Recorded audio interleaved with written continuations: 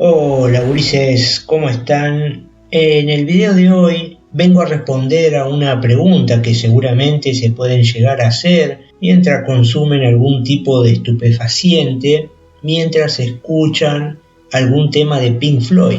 Y mientras suena la canción piensan cómo habrá ido evolucionando el concepto de la droga a lo largo de la historia. Así que para dar respuesta a esta pregunta vamos a comenzar por el principio. Tenemos que ubicarnos dentro de la antigüedad antes de que existieran los conceptos de droga y drogadicción. Todo lo que ofrecía la naturaleza era muy apreciado y se destinaba además a la alimentación y a la subsistencia, a la curación y a la adoración de los dioses. Ya entrando en el periodo de la prehistoria, tenemos que hablar de que investigaciones arqueológicas han proporcionado información sobre el empleo de tóxicos por los hombres del Paleolítico, que impregnaban las puntas de lanzas o flechas con diferentes sustancias. A mediados del siglo XIX se descubrieron en el interior de la cueva de los murciélagos Albuñol, en Granada, una serie de cadáveres cuidadosamente dispuestos junto a los que se habían depositado variadas ofrendas funerarias, entre las que se recuperaron un buen número de cápsulas y semillas de adormidera. Gracias al estudio tipológico de aquellos materiales y al análisis de ciertas muestras con la técnica del carbono 14, puede atribuirse ese hallazgo al Neolítico y fecharse alrededor del quinto milenio a.C. Si bien no podemos afirmar que ya aquellas personas conocieran las propiedades narcóticas del opio. También tenemos que hablar del alcohol, el cual es una de las drogas más antiguas que se conocen, y se han encontrado referencias en China y Mesopotamia de unos 2000 años antes de Cristo. En las pirámides de Egipto se han encontrado recipientes para bebidas alcohólicas y se sabe que en la construcción de las pirámides se daba cerveza a los esclavos para evitar la deshidratación y tonificarlos. El cannabis llegó a Europa junto con el misterioso pueblo Yamna, proveniente de Asia Central. Solo en el norte y centro de Europa la planta ha estado presente desde hace más de 5000 años. Sin duda era apreciada por sus usos en la fabricación de cuerdas y telas, pero se han encontrado braseros que contienen cannabis carbonizado, lo que demuestra que también se exploraron los aspectos menos prácticos de la planta. Moviéndonos a lo que es el Oriente Próximo, el libro de medicina más antiguo fue encontrado en Mesopotamia por el norteamericano Samuel Kramer en 1956. Data de 4000 años a.C. y en él ya figuraban tóxicos. Las referencias escritas más antiguas en relación con la adormidera se encuentran en tablillas cuneiformes de los sumerios, que datan del tercer milenio a.C., donde parece aludirse a sus efectos narcóticos. Otras fuentes afirman que los asirios lo empleaban como incienso en las purificaciones y la desinfección del aire en recintos cerrados. Incluso, otras fuentes mencionan que en Oriente Medio la tribu de los escitas colocaba hojas de la planta sobre piedras calientes con el fin de embriagarse con el humo de las mismas. También tenemos que hablar del café, que surgió en algún punto de la península arábiga hacia el siglo X. En cuanto a la zona de Egipto, los faraones utilizaban diversos tóxicos cuyo conocimiento estaba reservado a los sacerdotes. En el papiro de Ebers, datado hace 1500 años antes de Cristo, aparece la documentación escrita más antigua acerca de medicamentos y de venenos. En él se evidencian los conocimientos de las propiedades psicoactivas de la dormidera, especie plasmada asimismo en su iconografía junto a la mandrágora. Se utilizaba como anestésico y se comprobó que si se administraba con vino podía ser un potente inductor del sueño. Homero, en un pasaje de la Odisea, nos habla de que el país donde el suelo fecundo produce más drogas, cuyas mezclas sin fin son mortales las unas, las otras saludables, mas todos los hombres allí son expertos como nadie en curar, dando otro indicio de la utilización de plantas como drogas. Luego tenemos que hablar de las drogas en la Edad de Bronce, donde el jugo de adormidera, llamado opio, es una droga mencionada en los primeros documentos escritos. El origen de su cultivo parece ser la cuenca mediterránea en un triángulo cuyos vértices son Cádiz, Argel y Chipre. La diosa de las adormideras apareció junto a otras figuras de divinidades en un recinto subterráneo en Creta, en el que se recuperaron restos de carbones, lo que ha llevado a pensar que en esta estatua sustancia se inhalaran los vapores de la combustión de opio, que sería quemado en el transcurso de alguna ceremonia ritual precedida por esa imagen. De ahí que se la represente con los ojos cerrados, quizás como alusión a los efectos de la droga. En el segundo milenio a.C., durante la Edad de Bronce, el opio se convirtió en una valiosa sustancia, adquiriendo también un destacado papel en los ritos religiosos. También se han hallado opiáceos en otros yacimientos peninsulares, así 2 ricas tumbas de Fuente Álamo en Almería, correspondientes a un hombre y a una mujer, albergaban sendos vasitos en los que los análisis de opiáceos han resultado positivos, por lo que es posible que esas cerámicas contuvieran un aceite vegetal de adormidera. Ciertas evidencias llevan a pensar que a mediados del segundo milenio a.C.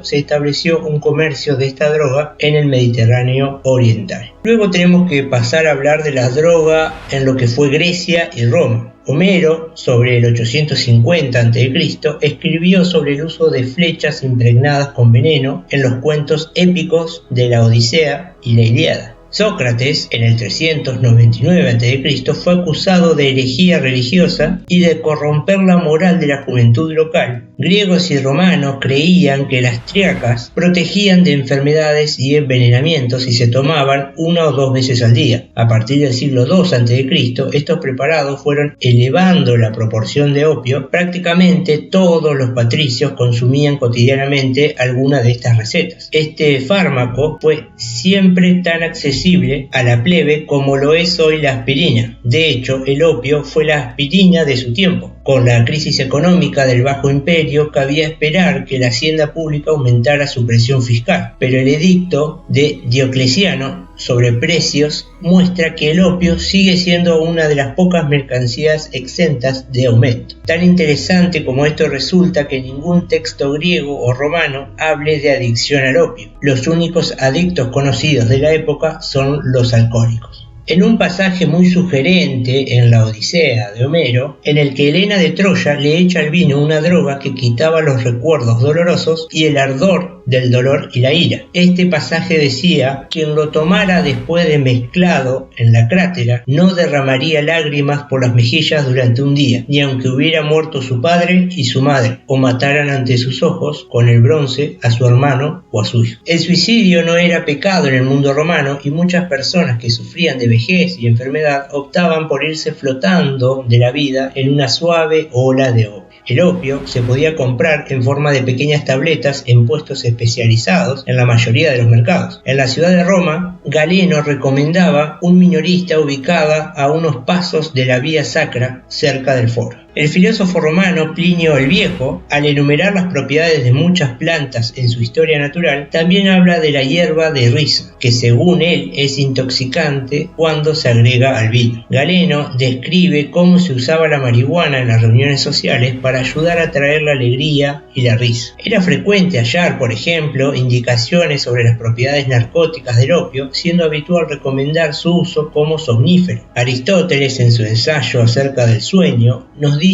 hace mención a la mandrágora. Prueba de ello son los narcóticos, pues todos producen pesadez de cabeza, tanto los que se beben como los que se comen. La dormidera, la mandrágora, el vino, la cizaña. Sometidos a su influencia y adormilados, parecen sufrir esa afección y se sienten incapaces de levantar la cabeza y los párpados. En Grecia y Roma la mandrágora fue muy empleada con fines medicinales. De hecho, su potencia para adormecer debió de ser tan conocida entre los ciudadanos que se aludía a ella en contextos cotidianos. En su banquete, el historiador griego Xenofonte, por ejemplo, al referirse a un simposio de finales del siglo V a.C., alude al tema afirmando que el vino, al regar el alma, adormece las penas, de la misma manera que la mandrágora adormece a los hombres. Un siglo después, en un pasaje similar de las Filípicas, el orador y filósofo griego Demóstenes, en pleno discurso político, queriendo convencer a sus seguidores de lo que en ese momento defendía, les pide que no se duerman, que actúen, pues parece que hubieran bebido mandrágora o alguna otra droga de ese tipo. La mandrágora era conocida por sus propiedades de aletargamiento y porque provocaba un adormecimiento muy parecido a la muerte.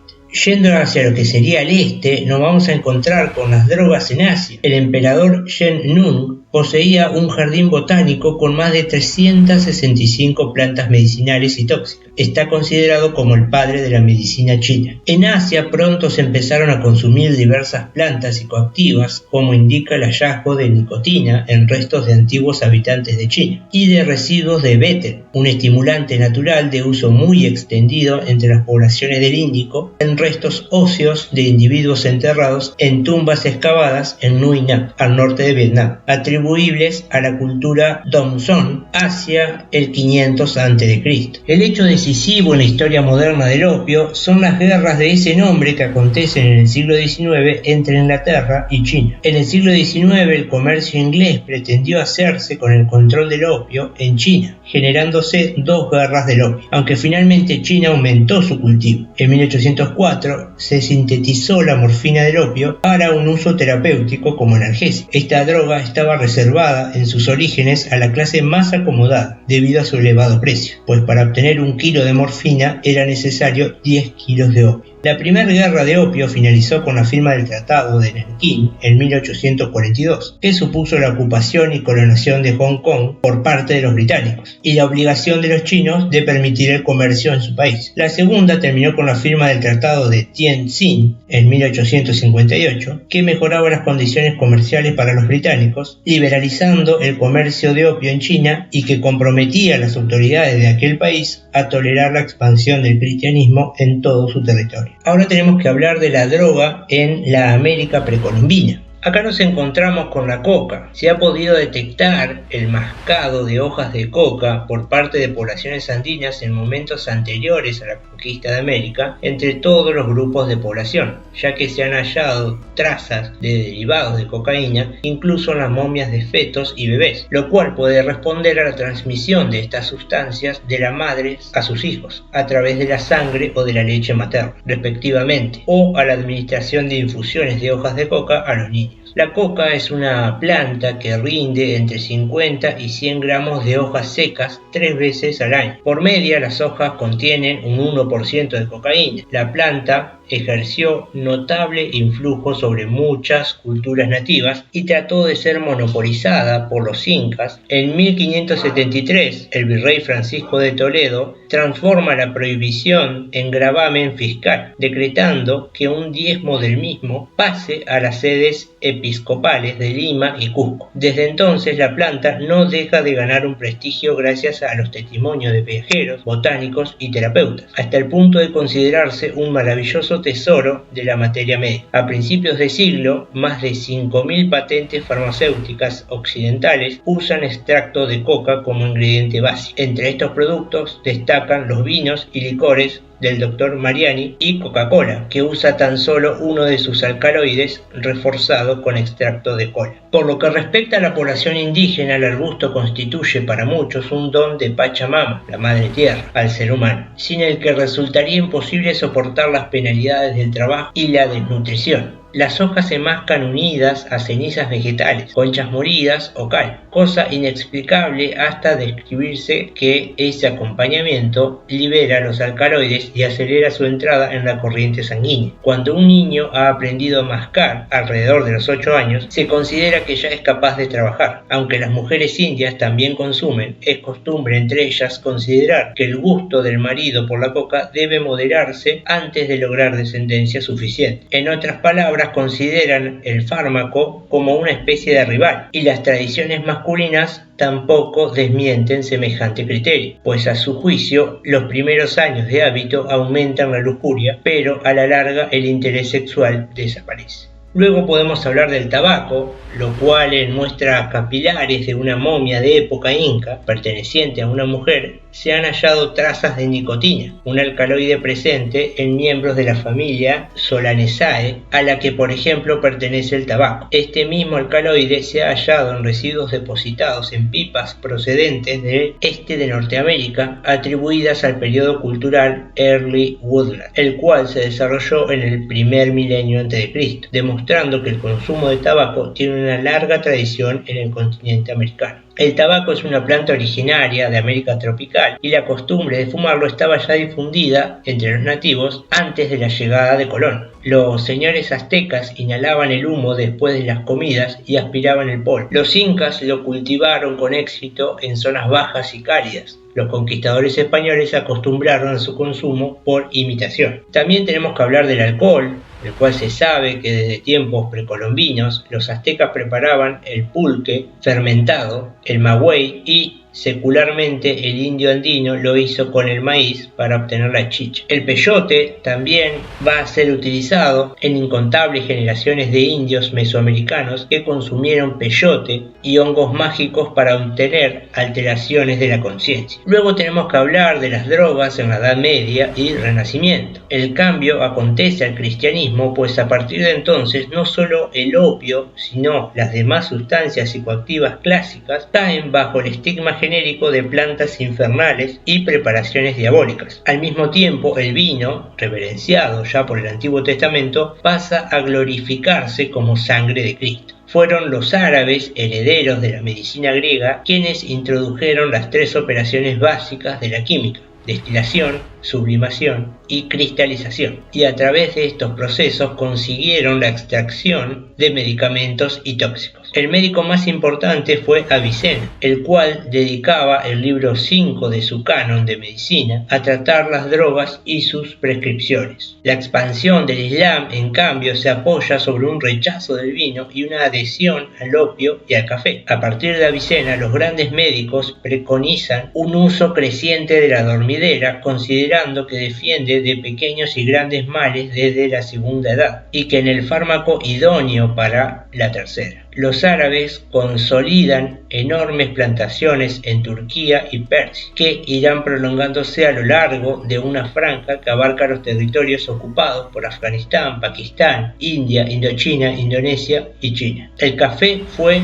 en un principio condenado por la ortodoxia islámica, si bien más tarde se consideró como algo providencial para rezar sin ser perturbado por la somnolencia, y como un excelente sustituto al consumo de bebidas alcohólicas. Durante la Edad Media y la época del Renacimiento hasta el siglo XVI se produjeron varias circunstancias que merecen destacarse. La primera de ellas es la expansión en toda Europa de la figura de las brujas, que a través del consumo de ciertas plantas como la mandrágora, la belladona, el estramonio y el beleño conseguían llegar a un estado de trance. Debido a las circunstancias imperantes del momento, la Santa Inquisición consideró que estas prácticas eran contrarias a la fe cristiana y muchas de ellas fueron torturadas, condenadas y llevadas a la hoguera. Tenemos que mencionar el invento de la destilación del alcohol en el siglo XIV, lo cual generó en los monasterios y abadías una cultura del vino y de otros licores que en aquella época eran consumidos casi exclusivamente por el clero y las clases más acomodadas de la sociedad, debido a su elevado precio. También tenemos que hablar que en algunos casos se han podido documentar el empleo de cannabis. Así, por ejemplo, se obtuvieron resultados positivos al analizar la cazoleta de una pipa en la que aún quedaban restos de hojas y cogollos de cáñamo, recuperadas en el castillo de Cornellà de Llobregat, en Barcelona,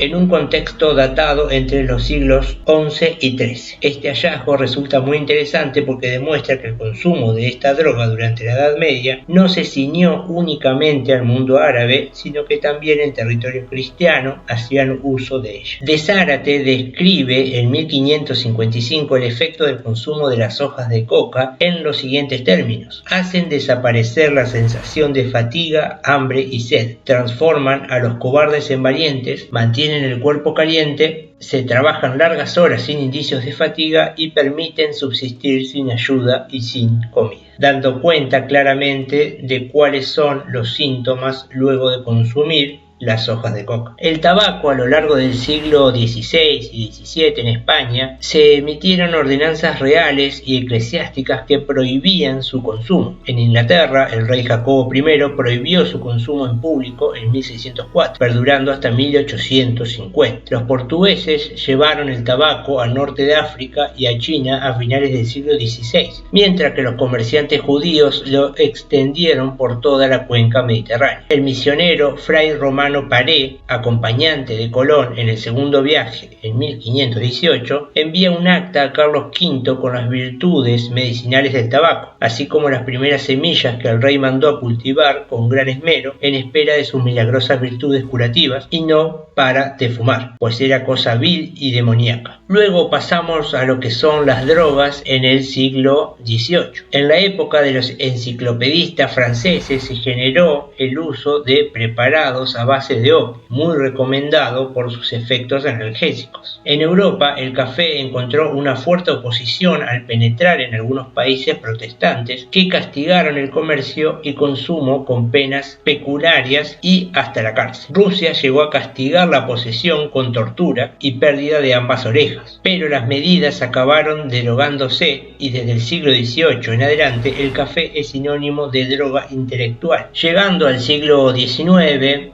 en Inglaterra se vuelve a redescubrir la marihuana, originándose la moda del gunja, llegando a utilizarla la misma reina Victoria para sus dolencias menstruales. Los avances científicos de la medicina en el siglo XIX permitieron en una pastilla poner los atributos de las hierbas y en una maleta se podían llevar una plantación entera. También se descubrió la morfina, que es uno de los alcaloides del opio que se usó en la Guerra Civil de Estados Unidos y en la Guerra Franco-Prusiana. Se relata que por sus efectos en los hospitales de campaña donde siempre habían muchos gritos, ahora reinaba la calma. 5 veces más activa que la morfina fue la heroína de Bayer. A finales del siglo XIX, los laboratorios Bayer dejaron de ser una pequeña fábrica de tintes en una ciudad de provincia para constituirse en un gigante farmacéutico mundial gracias a la aspirina y a la heroína, que se anunciaron juntas durante décadas. Señalaban que su producto, al contrario de la morfina, aumentaba la actividad, adormecía todo sentimiento de temor y desaparecía la tos hasta de los tuberculosos.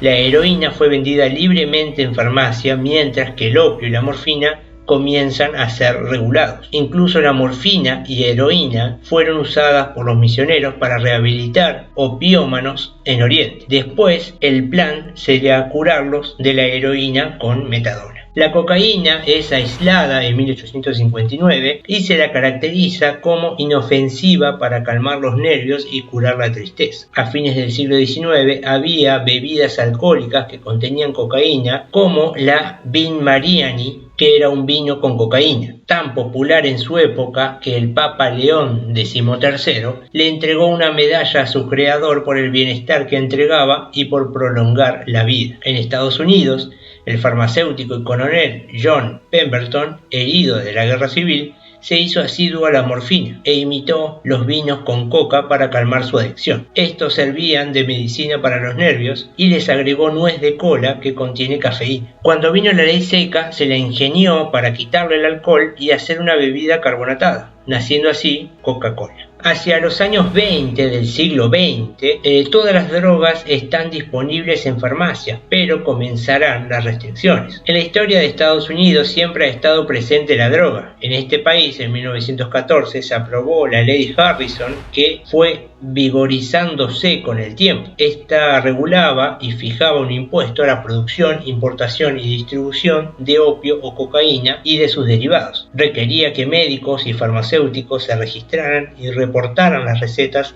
al Departamento del Tesoro. De modo que este es el primer acto en el que el Estado regula el uso de drogas, a la vez que en la sociedad se promueve un recelo a los adictos y médicos que recomiendan el opio. La droga en los años 30 y 40 del siglo XX. En los años 30 la heroína comenzó su gran auge, aunque es después de la Segunda Guerra Mundial cuando ésta se convierte en símbolo perfecto de droga maléfica. Poco antes de la Segunda Guerra Mundial y paralelamente a la heroína comienzan a aparecer otros opiáceos de síntesis, como el Buprex. En los años 30 se popularizaron la anfetamina y la metanfetamina, vendiéndose libremente en las farmacias para tratar congestiones nasales, mareo, obesidad, depresión y sobredosis de hipnóticos. Se empleó en la Segunda Guerra Mundial, pues permitía a los soldados frenarles el apetito, el sueño y las náuseas, el cansancio y desánimo. Tras la guerra, estas aminas serán consumidas por gente mayor, amas de casa y estudiantes. En 1943, Albert Hoffman descubrió el LSD-25,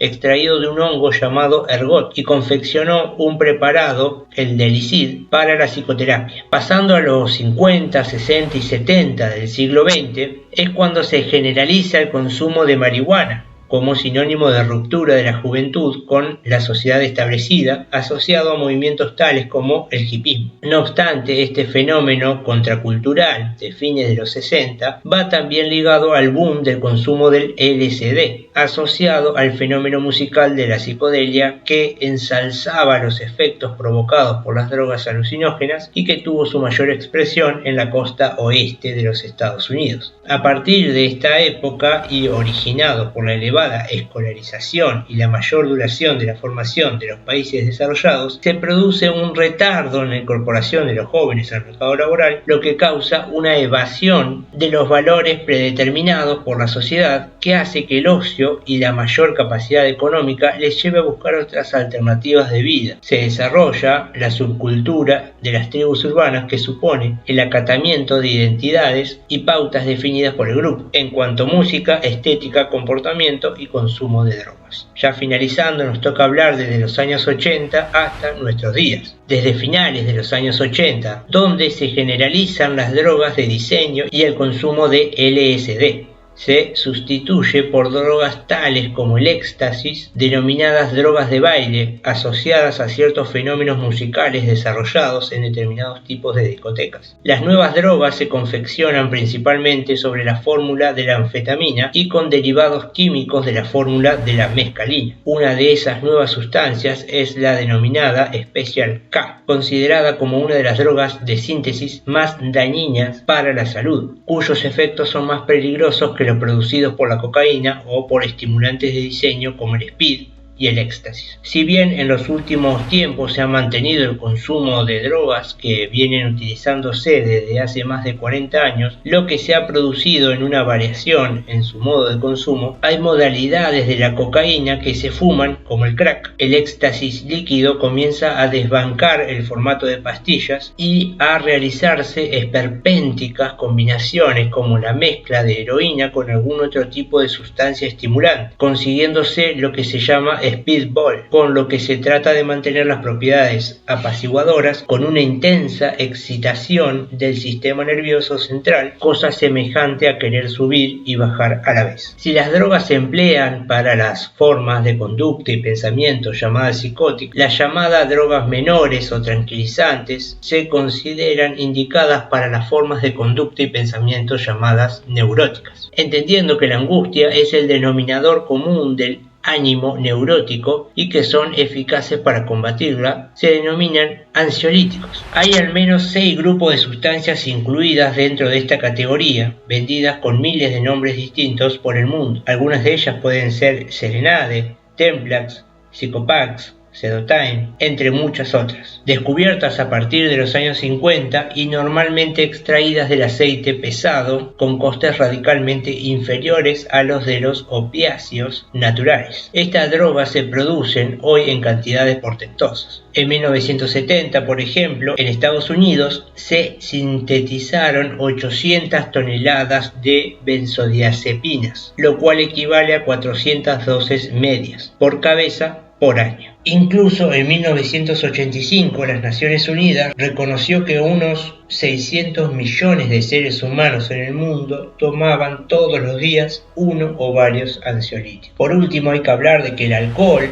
siendo una de las drogas más populares entre la juventud, su consumo y abuso es frecuente en la población adolescente y puede tener secuelas psicosociales graves y causar problemas médicos trascendentes. Bueno, hasta aquí el video de hoy, espero que les haya sido de utilidad o de interés el video. Si es así, los invito a que le den me gusta y se suscriban al canal para seguir ayudándome a crecer en esta plataforma, y como ya saben, hasta otro dato de color. Cada vez más loca enrollándome un churro mixto, te va gustando, tranqui quemando María, la María es de la droga, María, parando siempre en la esquina y luqueando con la más fina.